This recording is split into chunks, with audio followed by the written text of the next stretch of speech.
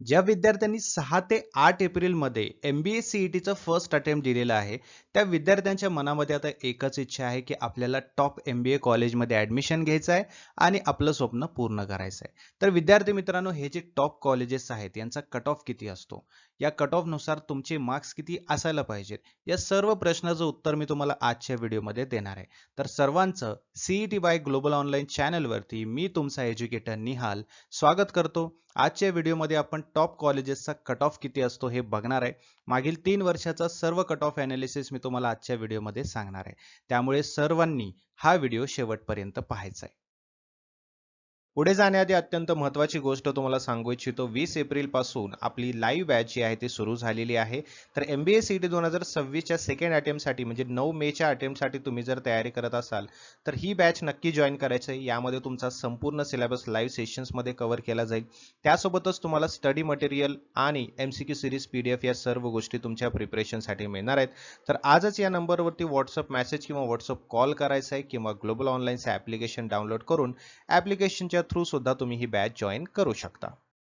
बघा, प्ले स्टोअरवरती जायचंय, global online search करायचं आहे, असं ॲप्लिकेशन तुम्हाला दिसेल.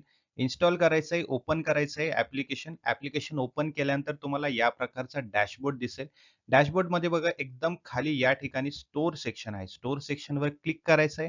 या डॅशबोर्डमध्ये तुम्हाला सर्च बॉक्स दिसेल. सर्च बॉक्समध्ये तुम्हाला सर्च करायचंय MBA CET. हा कोर्स तुम्हाला दिसेल. त्या कोर्सवरती क्लिक केल्यानंतर तुम्हाला खाली ऑप्शन दिसेल की जॉइन द कोर्स. जॉइन करायचं आहे आणि प्रिपरेशनला स्टार्ट करायचं आहे. एकदा का तुम्ही जॉइन केलात, मग तुम्हाला कंटेंट फोल्डर तिथे समोरच दिसेल. त्या कंटेंट फोल्डरमध्ये सर्व मटेरियल जे आहेत तुम्हाला तिथे दिसतील आणि आपले जे लाईव्ह सेशन्स आहेत, ज्यामध्ये तुमचं पूर्ण तयारी केली जाणार आहे, ते लाईव्ह सेशन्स सुद्धा ॲपमध्ये तुम्हाला दिसून येतील. तर विद्यार्थी मित्रांनो, या ठिकाणी तुम्ही बघू शकता स्कोर रेंज आणि अप्रॉक्सिमेट पर्सेंटाईल मी इथे घेतलेला आहे. आणि त्याआधी सगळ्यात महत्त्वाचं म्हणजे तुम्हाला लक्षात असू द्या, की 200 मार्काचा हा पेपर असतो. यामध्ये लॉजिकल रिझनिंग जो आहे तो सगळ्यात जास्त वेटेज असणारा युनिट आहे. त्यामध्ये 75 प्रश्न विचारले जातात. क्वांटिटेटिव्ह ॲप्टिट्यूड जो आहे त्यामध्ये 50 प्रश्न विचारले जातात. अब्स्ट्रॅक्ट रिझनिंग जो आहे त्यामध्ये 25 प्रश्न विचारले जातात आणि जो रीडिंग कॉम्प्रिहेन्शनचा जो युनिट आहे त्यामध्ये सुद्धा 50 प्रश्न विचारले जातात. असंच 200 प्रश्न 200 मार्कासाठी तुम्हाला विचारले जातात. तर 200 मार्काच्या पेपरमध्ये तुम्हाला किती मार्क्स पडल्यानंतर किती पर्सेंटाईल येतो, याचं पूर्ण चार्ट तुमच्या स्क्रीनवरती तुम्हाला दिसत असेल.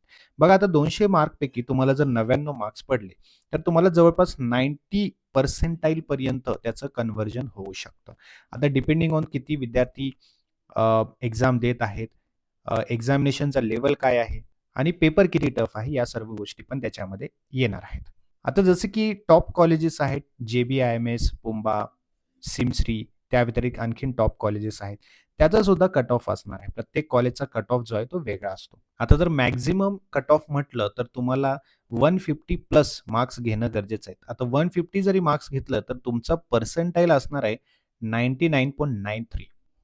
समजतंय? यामध्ये जस्ट 6 किंवा 5 मार्क्स तुम्ही जरी वाढवले, 156 आले, तर तुमचा पर्सेंटाईल 99.98 म्हणजेच 0.5 ने तुमचं पर्सेंटाईल वाढणार आहे. मॅक्सिमम 159, 160 प्लस जर तुम्ही मार्क्स मिळवले, तर तुमचा पर्सेंटाईल जो आहे तो 99.99 इतका कन्व्हर्ट होणार आहे. जो की टॉप कॉलेजेससाठी एकदम सिक्युअर कट ऑफ मानला जातो. किंवा असं म्हटलं तरी चालेल, की जे टॉप कॉलेजेस आहेत तिथे ॲडमिशन घेण्यासाठी इतका कट ऑफ तुम्हाला गरजेचा आहे. आता कुठल्या कॉलेजसाठी किती पर्सेंटाईल घ्यावा लागतो हे सुद्धा माहिती असणं गरजेचं आहे. मग त्या पर्सेंटाईलनुसार कुठलं कॉलेज मिळेल किंवा 159 प्लस मार्क्स मिळाले, 99.99 पर्सेंटाईल आलं, तर कोणतं कॉलेज मिळणार आहे, है ना? हे पाहण्यासाठी आपल्याला कट ऑफ पाहावं लागेल. जसं की आता या ठिकाणी तुम्ही पाहताय ते कॉलेज नेम आहेत. इथे सर्व टॉप कॉलेजेस जे आहेत त्यांचे 2023, 24 आणि 25 चे कट ऑफ्स मी घेतलेले आहेत. आता जसं की टॉप कॉलेज आहे कुठलं, JBIMS, जिथे प्रत्येक विद्यार्थ्याचं स्वप्न असतं की JBIMS कॉलेजमध्ये जाऊन MBA करायचं आहे आणि बेटर प्लेसमेंट मिळवायची आहे. कारण हे जे महाराष्ट्रातील JBIMS कॉलेज आहे, मॅनेजमेंट फील्डमध्ये बेस्ट कॉलेज मानलं जातं. कारण यांची प्लेसमेंट सुद्धा टॉपची असते. तर अशा कॉलेजमध्ये ॲडमिशन घेण्यासाठी तुमचा पर्सेंटाईल जो आहे तो 99.99च लागतो. आता 2023, 24, 25 मध्ये बघितलं तर अजिबात कुठेही कट ऑफ हललेला नाहीये. 99.99, 99.99, 99.99 हा कट ऑफ कॉन्स्टंट राहिलेला आहे. यामध्ये कुठलाही चेंज आपल्याला बघायला मिळणार नाही. मग तुम्हाला जर JBIMS मध्ये ॲडमिशन घ्यायचं असेल तर तुम्हाला 160 प्लस तर मार्क्स घ्यावेच लागतील.